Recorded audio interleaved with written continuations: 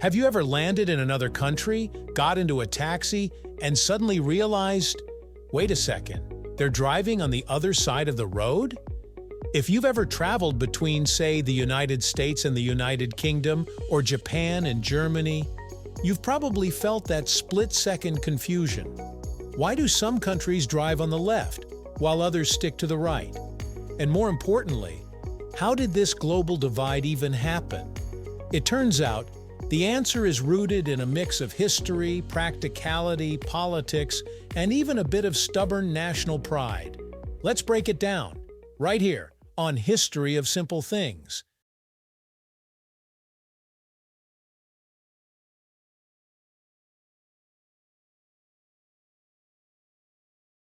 To understand where this left versus right divide began, we have to go back centuries, long before cars existed.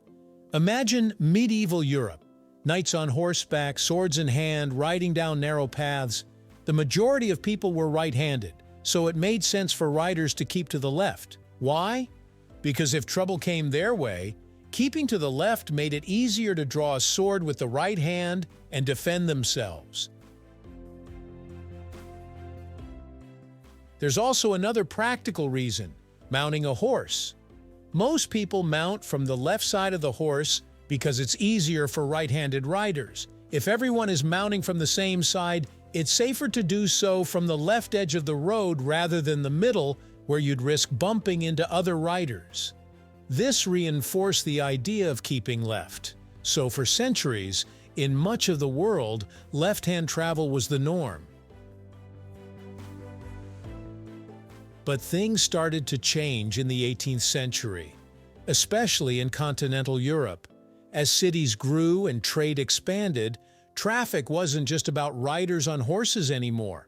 Large wagons, often pulled by teams of horses, became the main mode of transporting goods. Now, here's the thing: drivers of these big wagons didn't sit inside like we do today. They usually sat on the left rear horse, using a whip in their right hand to control the rest of the team. Sitting on the left side gave them a better view of oncoming traffic, which meant it made more sense to keep to the right side of the road. That way, they could avoid collisions more easily. This shift spread across much of Europe, and eventually, right-side travel became the dominant system on the continent. But there's another twist. You've probably heard of Napoleon Bonaparte, the French military leader. Well, he helped spread right-hand traffic even further. Napoleon's armies marched across much of Europe, and he enforced right-side travel wherever he went. It wasn't just about practicality, it was also a way of stamping French influence on conquered territories. Interestingly, Britain and its colonies resisted this change. Britain stuck with left-hand driving, and as its empire expanded, so did the left-hand rule. That's why today, many countries that were once part of the British Empire, like India, Australia, and South Africa, still drive on the left. Across the Atlantic, the United States was facing its own transportation revolution. By the late 18th and early 19th centuries, the U.S. also leaned toward right-side driving. Part of the reason was the influence of French culture and customs after the American Revolution, but it was also about practical design. One of the biggest factors was the Conestoga wagon, used by American settlers. Like the European wagons, drivers sat on the left side, which again made right-side travel safer. Later, as cars became popular, Henry Ford's Model T, introduced in 1908, sealed the deal. The steering wheel was placed on the left side of the car, designed for driving on the right. Since the Model T became wildly popular, this design choice helped cement right-hand driving in the U.S. and influenced many other countries.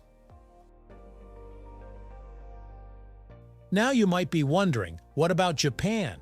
It wasn't a British colony, so why does it drive on the left? The answer lies in railroads. When Japan was modernizing in the late 19th century, it hired British engineers to help build its railway system. Naturally, they designed it for left-hand operation, and this carried over into road traffic once cars became more common. So, fast forward to today. About 2/3 of the world's population drives on the right, while about 1/3 drives on the left. But here's where it gets interesting. The divide isn't just random. It often reflects historical influences. Left-hand driving countries are largely former British colonies, like India, Australia, New Zealand, and several in Africa and the Caribbean. While right-hand driving countries dominate continental Europe, the Americas, and most of Asia.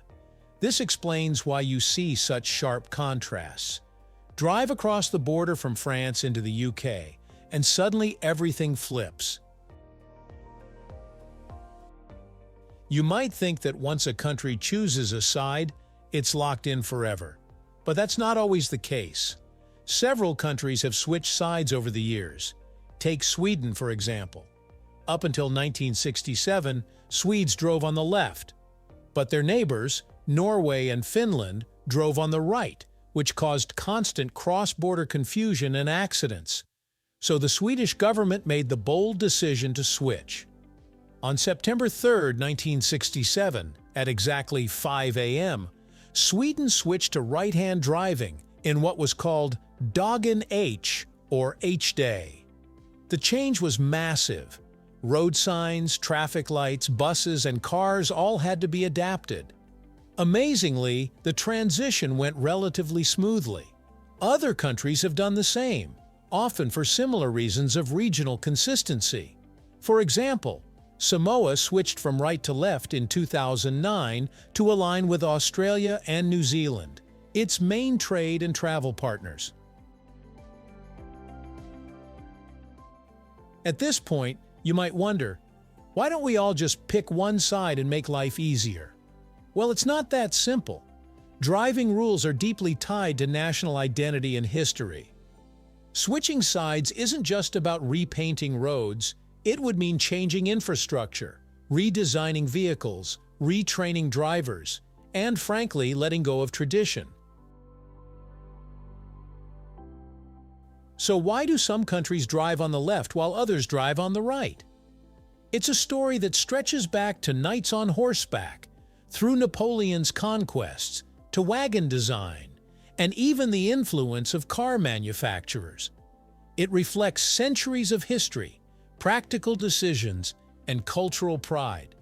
The next time you find yourself in a place where cars zoom by on the opposite side of the road, remember, you're not just seeing a traffic rule. You're witnessing history in action. It's a reminder that even something as ordinary as which side of the road we drive on carries the weight of centuries of choices, traditions, and influences. And that's what makes it so fascinating.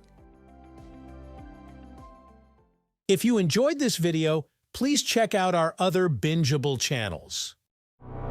Thank you for joining us on this journey through the history of simple things. Don't forget to like, subscribe, and stay tuned for more stories woven through the smallest details.